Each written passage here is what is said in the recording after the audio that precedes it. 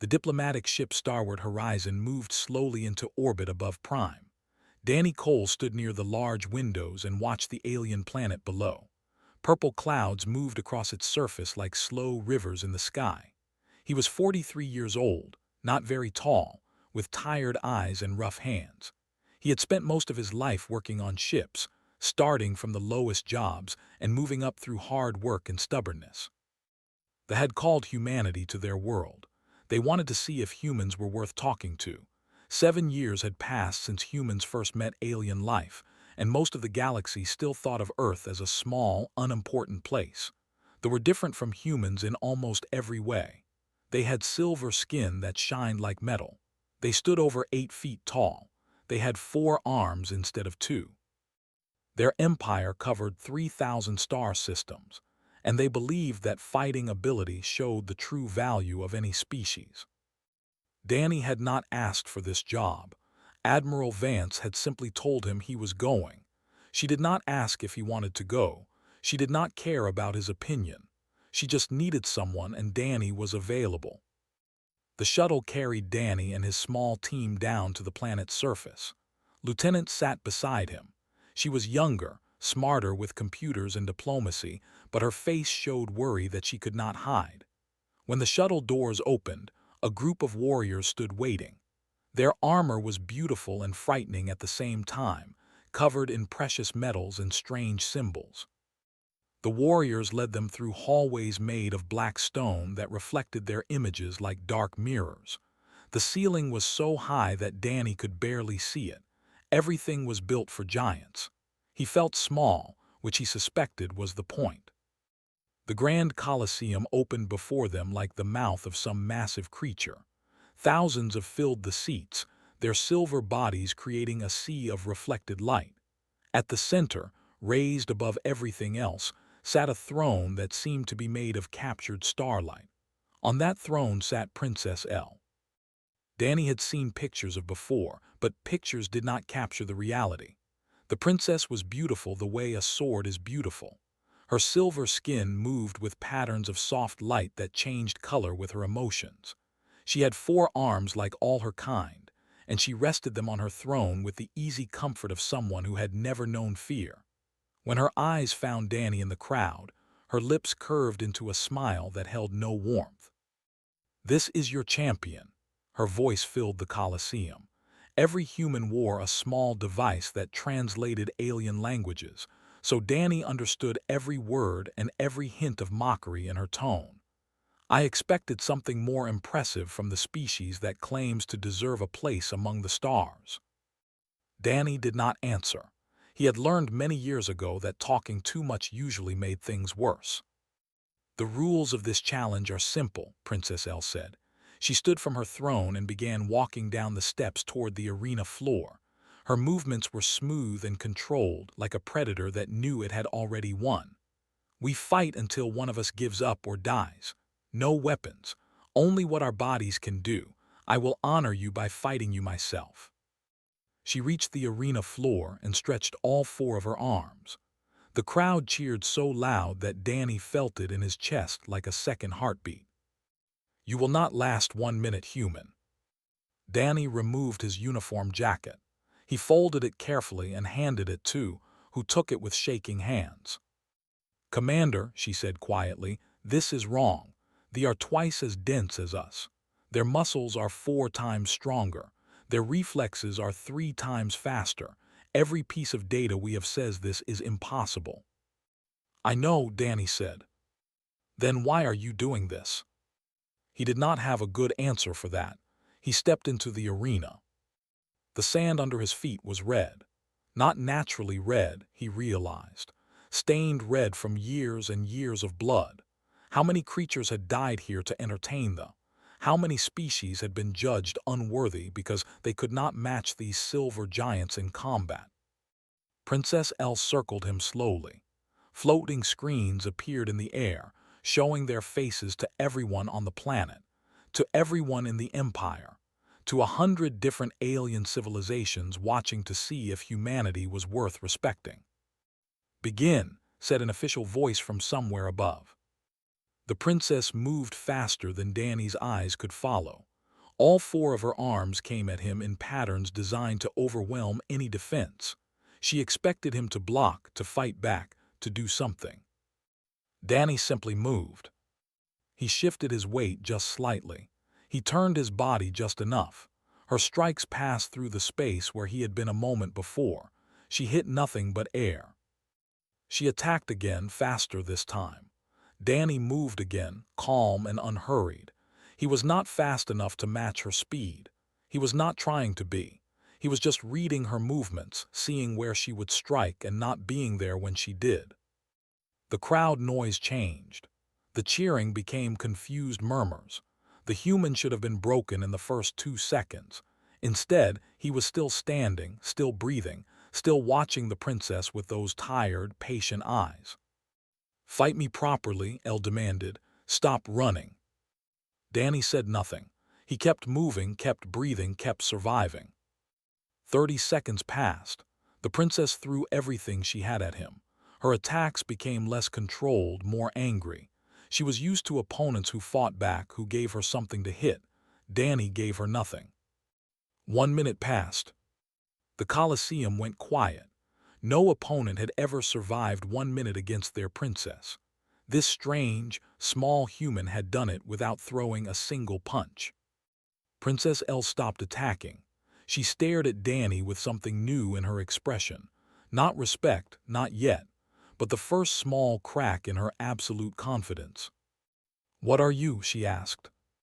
Danny's breathing was calm and steady. He had not even started to sweat. "I am human," he said, "and I am just getting started."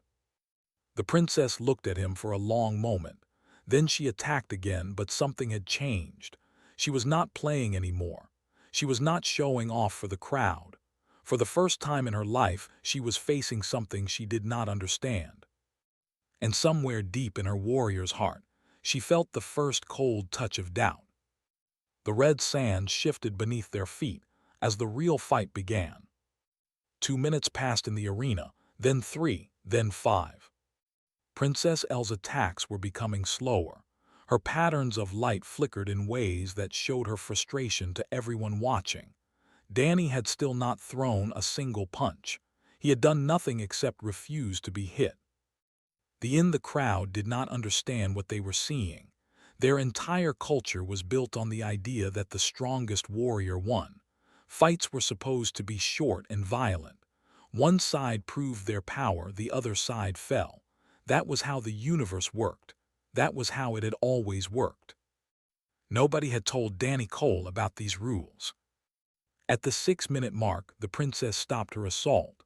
She stood in the center of the arena, breathing hard. Her 4 arms hung at her sides, and for the first time, they trembled slightly with exhaustion. "What are you doing?" she demanded. Her voice was not as strong as before. Danny stood a few meters away, completely calm. His breathing was slow and steady. He looked like a man waiting for a bus, not someone fighting for his life. "Waiting," he said. "Waiting for what?" "For you to understand." Rage flashed across her face. She launched herself at him again, but her speed had dropped. 6 minutes of maximum effort had drained something from her that she did not know she needed to save. There were sprinters. Every species they had ever fought were sprinters. The universe was full of creatures that exploded into violence and then either won quickly or died quickly. Humans were not sprinters. Danny had grown up in the poor parts of old Cleveland, where his mother worked 16-hour shifts and his father had disappeared before Danny learned to walk. He had worked in factories as a teenager, standing on concrete floors until his legs went numb. He had joined the military because it was the only way out, and he had survived boot camp that broke stronger men. He had worked on mining ships in the cold emptiness of space, where one mistake meant death, and you learned to keep going no matter how tired you were. They had never met anything like him because they had never needed to. Their biology was better. Their technology was better. Their empire was bigger. They had conquered 1,000 worlds by being the strongest creatures in every room. They had never met a species that had survived not by being strong, but by being impossible to kill. 10 minutes passed. Princess L stumbled. It was a small thing, just a slight loss of balance, but in a culture that physical perfection, it was unthinkable. A warrior did not stumble. A princess of the royal blood absolutely did not stumble in front of millions of watching eyes. Danny moved forward and caught her arm before she could fall. He held her steady with a gentleness that surprised them both. The crowd made no sound. They had never seen anything like this. "Yield," Danny said quietly, so only she could hear. "There is no shame in it. Your people need to see that strength is not just about hitting hard. It is about how long you can keep going when everything tells you to stop." Her forearms shook with exhaustion. Her silver skin had lost its shine and looked gray and dull. She looked up at him with huge eyes that held confusion and the beginning of something else. "How," she whispered, "how is this possible?" "Persistence hunting," Danny said. "It is what my ancestors did. They did not run faster than their prey. They walked after it hour after hour, day after day, until the animal collapsed from exhaustion. We are not the fastest species. We are not the strongest. We are the ones who do not stop." Her legs gave out completely. Danny lowered her gently to the red sand. He stood over her, but not like a conqueror standing over the defeated. More like a protector, blocking her from the stares of her own people while she gathered herself. "The human has cheated," shouted someone in the crowd. A noble stood and pointed at Danny. "He must have used drugs or hidden technology. This is impossible otherwise." The official who had started the fight walked forward with scanning equipment. The machines hummed as they checked Danny's body for anything that should not be there. After a long, tense minute, the official announced the results. "No enhancement detected. The human is performing within his natural biological limits." The Colosseum exploded into chaos, shouted at each other. Some demanded that the fight be declared invalid. Others demanded explanations that nobody could give. The princess lay on the sand, staring up at the purple sky, trying to understand what had just happened to everything she believed about the universe. Danny stood quietly in the middle of it all.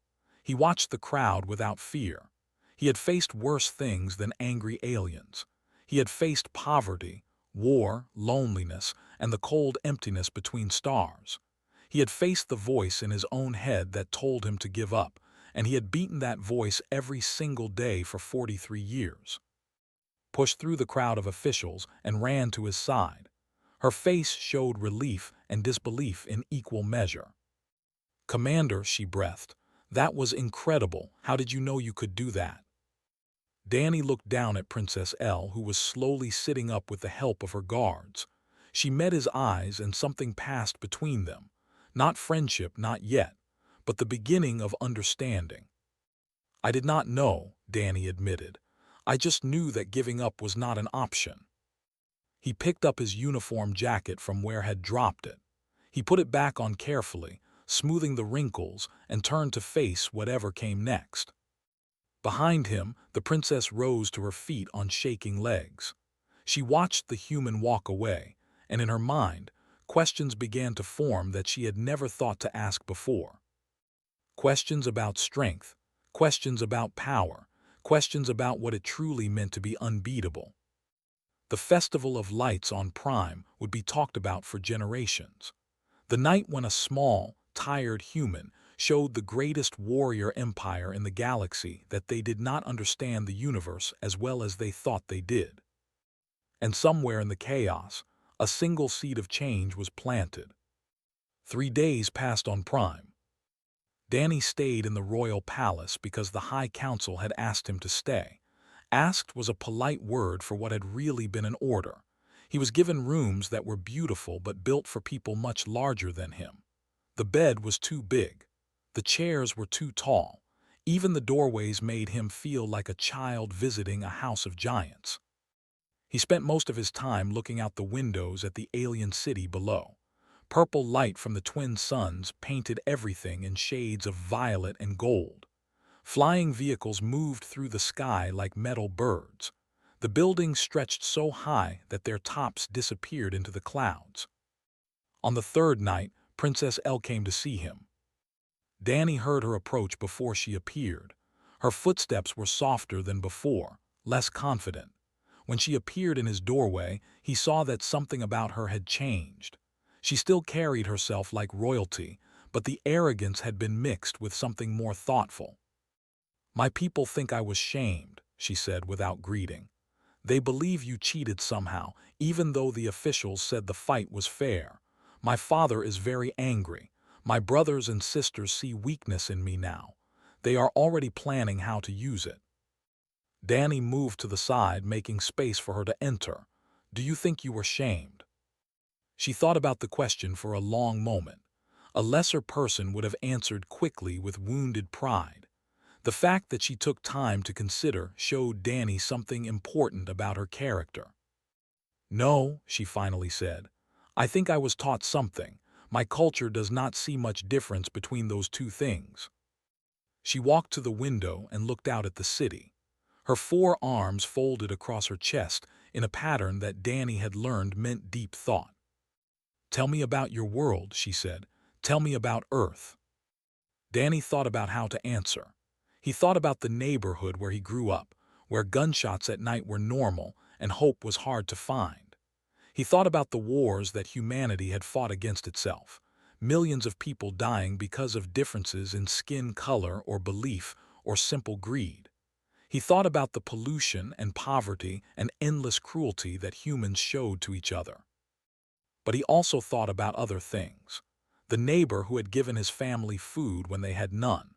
The teacher who had seen something worth saving in an angry young Danny and had pushed him to be better. The soldiers who had died protecting strangers they would never meet. The artists and scientists and dreamers who kept reaching for something beautiful even when the world was ugly. "It is complicated," he said. "Is also complicated." He smiled a little at that. "I suppose it is." They talked through the entire night. Danny told her about human history, the long struggle from caves to cities to stars. He told her about the ice ages that had nearly frozen humanity out of existence. He told her about the plagues that had killed half the population of entire continents.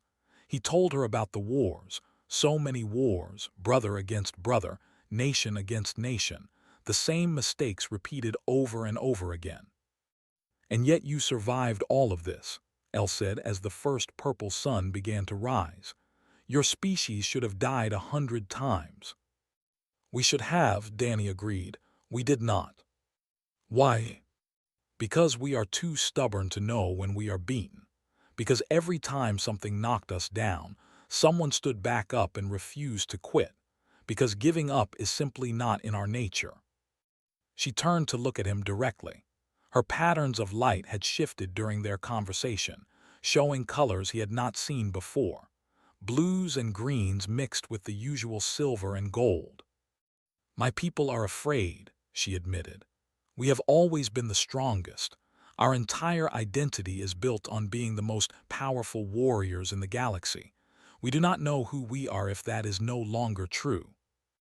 "Being strong is not the same as being good," Danny said. "And learning that you can lose is not the same as being weak." She studied him with those alien eyes. Danny saw something familiar in them despite how different she looked. The same uncertainty he had felt as a young man. The same need to find meaning in a universe that often seemed meaningless. "Will you teach me?" she asked. "Not to fight like a human. You are right that I am already a better fighter than you, but to endure like one, to last when everything says I should fall." Danny thought about what she was asking. He thought about how it would look to both their peoples.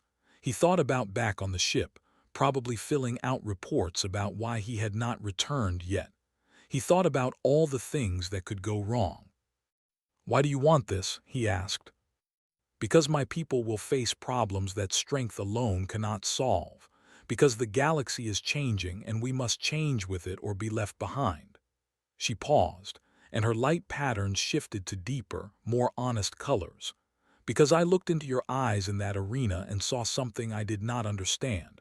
I need to understand it." What did you see? Peace, she said. I saw peace in the eyes of a man who should have been terrified. That is something I have never seen before in any species.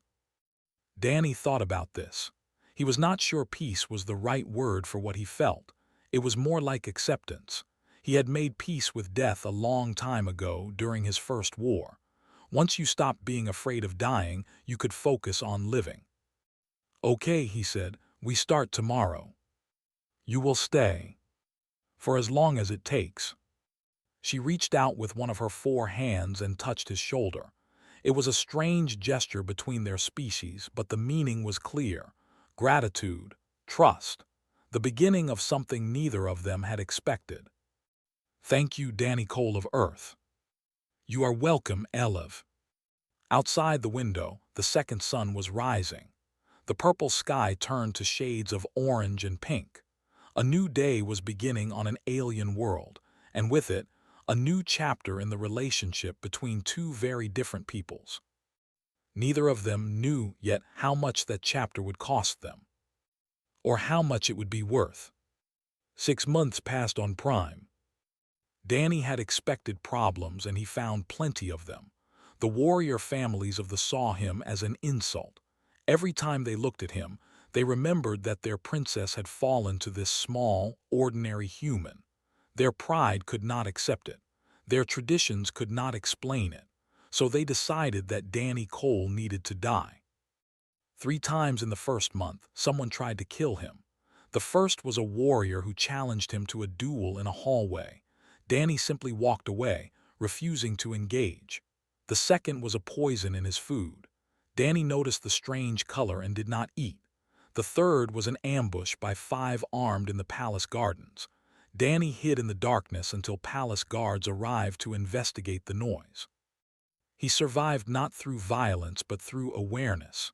Years of human conflict had taught him to always watch, always listen, always expect trouble. They did not understand this kind of survival. They believed that running from a fight was cowardly. Danny believed that being alive was more important than looking brave. Princess Elle trained with him every single day. They met in a private courtyard as the first sun rose, and they worked until the second sun reached its peak. She learned to breathe differently, to save her energy, to find strength in patience instead of explosive power. It was hard for her. Everything in her body told her to fight fast and fight hard. Her muscles wanted to explode into action. Her instincts screamed that slow meant weak. But day after day, she practiced. Day after day, she improved. Her body began to change in small ways. She developed the ability to control her heart rate, something no had ever done before. She learned to read her own exhaustion and adjust before it became dangerous. She discovered that sometimes the best action was no action at all. But the physical training was only part of what Danny taught her. The real lessons happened in their conversations. "Tell me about persistence," she said one evening as they walked through a garden filled with flowers that glowed in the darkness. "It is not just about the body," Danny explained. "It is about the mind. It is getting knocked down and standing up again. It is failing and trying again. It is wanting to quit but refusing to. The belief that wanting to quit is weakness. Then the do not understand how strong you have to be to overcome that weakness." She stopped walking. 6 months of training had changed her in ways that went beyond physical. She moved differently now, with more control and less explosion. Her light patterns had developed new colors that the scholars could not categorize or explain. "My father wants you dead," she said directly. That did not soften difficult truths. "He sees you as a threat to everything our empire represents. The noble families agree with him. Even some of my own personal guards have been told to kill you if they get the chance." Danny was not surprised. He had felt the hostility growing like a storm on the horizon. "I know," he said. "How do you know?" "Because that is what humans would do in the same situation. When something threatens everything you believe, the easiest response is to destroy it. And yet you stay here. Why?" "Because leaving would prove them right. Because if I run now, humanity loses everything we gained in that arena. He met her eyes directly. Because you asked me to teach you, and I do not give up on students. Something changed in her expression. A softness appeared that she would never have shown 6 months ago. Danny, she said, using his first name instead of his title, I do not want you to die. I do not want to die either. Then we must be very careful. She hesitated, and her forearms moved in patterns that Danny had learned meant strong emotion. There is a ceremony approaching, the Festival of Flames. All major families will attend. My father has announced that he will address what he calls the human question during the celebration. That does not sound good. It is not good at all. Her lights pulsed with colors of distress. He plans to challenge you directly. Royal challenges are different from arena combat. There are no rules about weapons. If you refuse the challenge, humanity will be branded as cowards forever. If you accept, he will kill you. He is the greatest warrior our species has ever produced. Danny absorbed this information. Part of him, the tired part that had been tired for decades, thought about simply accepting that this was how his story ended. He had lived longer than he had expected anyway. But a larger part of him, the stubborn part that had kept him alive through everything else, refused to accept defeat. How long until the festival? He asked. 2 weeks. Then we have 2 weeks to prepare. Elle stared at him. Prepare for what? No amount of training will let you defeat my father. He has killed thousands of opponents. He has never lost a single fight. He is stronger and faster than I am, and you could not even defeat me in direct combat. I did not need to defeat you in direct combat, Danny reminded her. I just needed to not lose. That is not the same thing. It is exactly the same thing. Your father expects me to fight like every other opponent he has faced. Fast, violent, direct. What happens if I do not do that? She thought about this. He would grow frustrated, angry, he might make mistakes. And if those mistakes last long enough? Understanding dawned in her eyes. He would exhaust himself, just like I did. Your father is older than you. He has more experience, but he also has more years on his body. He has never needed to pace himself because he has never faced an opponent who survived long enough to make that necessary. It is a dangerous plan. All plans are dangerous. This one at least gives me a chance. They stood in silence for a moment, surrounded by glowing alien flowers and the sounds of strange insects. Two species that had nothing in common except a growing respect for each other. I will help you, Elle said finally.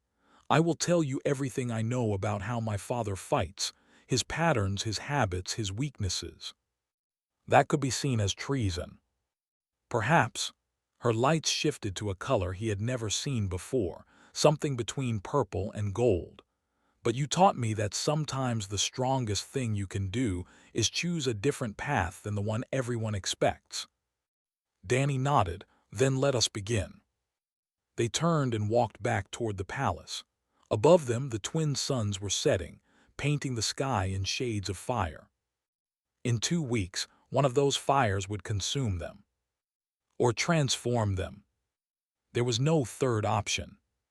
The Festival of Flames turned Prime into a world of fire and light.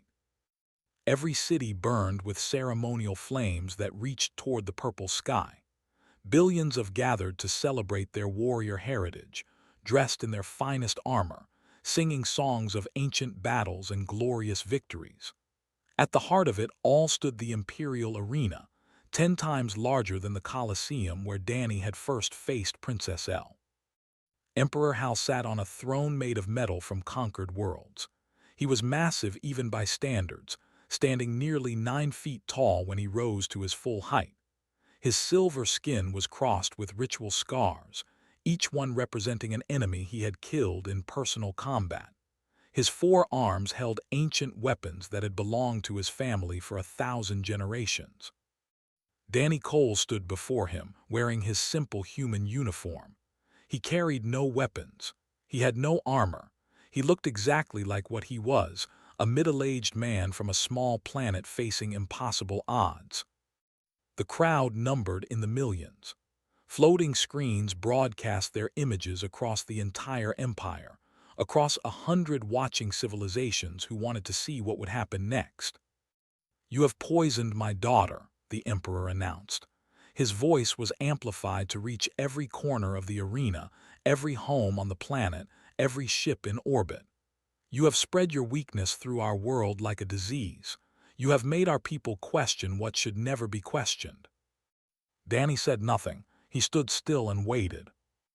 "By the ancient laws of my people, I challenge you to combat. If you refuse, your entire species will be declared without honor. No one will ever speak to a human again. Your people will be banned from the galactic community forever." The Emperor smiled, and it was not a kind smile. "If you accept, I will give you the quick death that warriors deserve." The crowd roared their approval. They wanted blood. They wanted their emperor to prove that they were still the greatest warriors in the galaxy. They wanted this strange human destroyed so that everything could go back to normal. Danny looked up at the royal platform where Elle sat among her brothers and sisters. She met his eyes and he saw fear there, but he also saw something else. Trust, faith in everything he had taught her over the past 6 months. "I accept," Danny said. The Emperor descended from his throne. His weapons gleamed in the firelight. His movements were smooth and controlled, the product of centuries of combat training. He had killed more opponents than he could remember. He had never lost. He had never even been seriously challenged. "You do not even arm yourself," Hal laughed. "So be it. Let the galaxy see how quickly humans fall when they face true power." He attacked without warning. The Emperor was nothing like his daughter. Where she had been wild and emotional, he was precise and cold. Every strike was calculated. Every movement was efficient. His weapons cut through the air with a sound like tearing silk. Danny moved. He did not try to block. He did not try to counter. He simply was not where the weapons landed. An inch to the left, a step backward, a slight turn of his body. The blades passed through empty space while Danny continued to breathe slowly and watch with patient eyes. 30 seconds passed. The Emperor's attacks found nothing but air. 1 minute, the crowd began to murmur. They had seen this before 6 months ago. They knew what was happening. 5 minutes, the Emperor's breathing changed. His movements, still deadly, carried slightly less power than before. 10 minutes, sweat appeared on the Emperor's silver skin. His light patterns flickered with frustration. "What are you?" Hal demanded, pausing to recover himself. "What kind of creature refuses to fight?" Danny spoke then, and his voice was calm and steady. "I am human. We are not special. We are not chosen. We do not have better bodies or better technology or special gifts from the gods. We are just the species that refuse to die." He began to speak louder, letting his voice carry across the silent arena. "We survived ice ages that should have frozen us. We survived plagues that should have ended us. We survived wars that destroyed empires we had built over thousands of years. We survived ourselves, which was always the hardest part." The Emperor attacked again, fury replacing discipline. Danny evaded, still talking.